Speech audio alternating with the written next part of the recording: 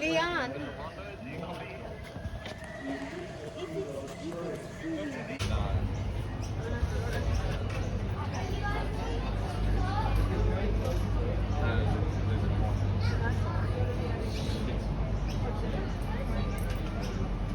Creatures who will roam our land, witnessing animals that have once swam in our seas, and today they fly across our Australian skies. Well, good morning everyone, welcome to Currumbin, but of course a massive welcome to our Wild Skies Free Flight Bird Show. My name is Tegan, and together with the help of the team out the back, we're going to be introducing you all to some pretty incredible feathered ambassadors. But to kickstart our show here today, we want to introduce you to Marlin, and Marlin is an Australian pelican. Now he is a perfect example of Australia's heaviest flying birds. They get weights of about 7 kilos and they have a wingspan that almost exceeds 3 metres in length. Now as he gets nice and close to you all here today, take a look at that pretty impressive equipment he's got there. You may notice that he's got that very sharp hook on the end of his bill there, and that acts very similar to a fishing hook. So if you're a fisherman yourself, I'm sure you're very jealous of Marlin inside of there. It's okay, no one noticed. Now, that throat pouch, like I said, can hold about 13 litres of water, so it's very similar to that of a fishing net. So it makes catching. So, as you can imagine, trying to get some fish is actually pretty easy for a bird like Marlin. However, unfortunately, birds like pelicans are open to harm because of this way of feeding. They're actually susceptible to being hooked and entangled in active and discarded fishing lines. So it only takes one negative action to cause harm coming after the pelican.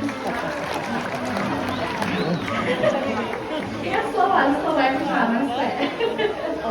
Surface of the water and plunging themselves on in nice and deep to catch any fish that may be lurking underneath.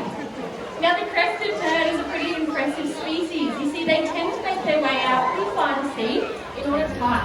Now the crested tern is what we like to call a strictly coastal species. So this means that they tend to only hang around our coastlines.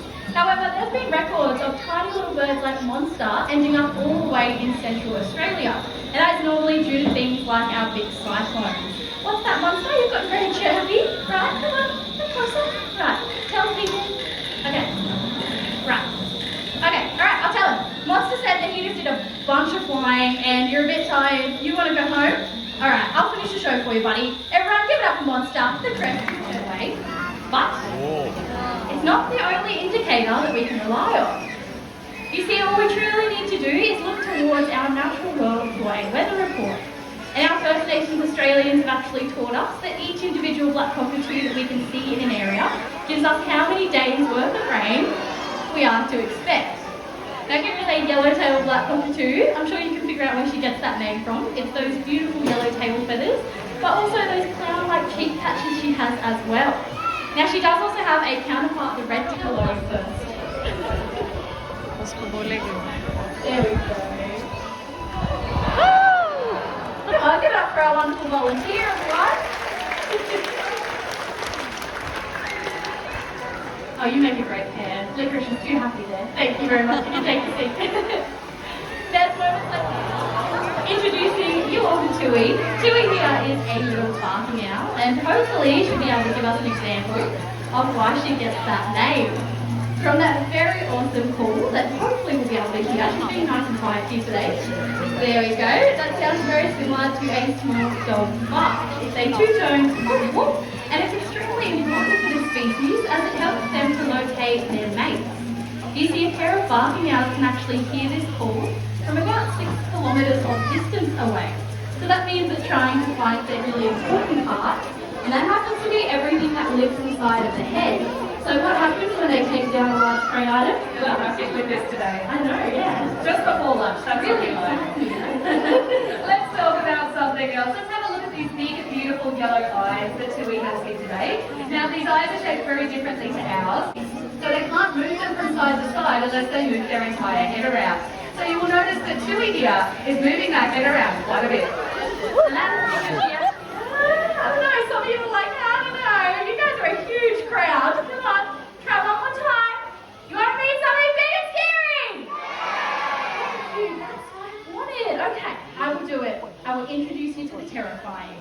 However, I do need everyone to know that this bird has created quite a few phobias here at Currumbin. So many people won't even enter our area because of them. You see, we actually have the closest living relative to the Tyrannosaurus Rex.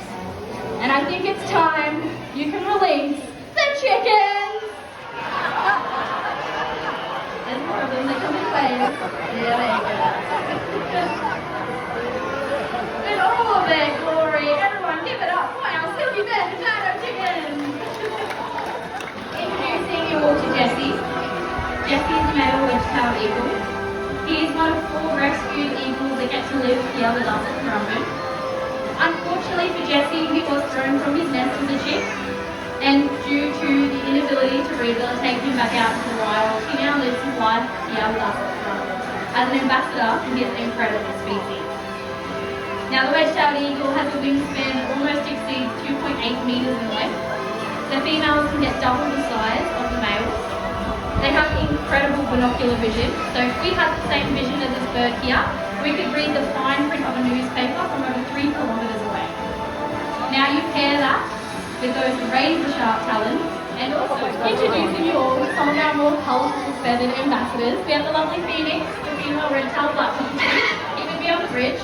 Rain, our male black cockatoo, is back to say hello. We have Ruben, the sulphur-crested cockatoo, but of course, we have the showstoppers themselves. We have our beautiful macaws. We have Big Bear, the green-winged macaw, and his best mate, Willow, because they're here advocating for their species across the globe. It isn't just our native species that need our help, it is species throughout the entirety of our world.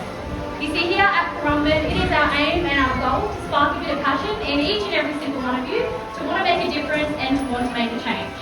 You see, our First Nations Australians, they are leaders in managing our land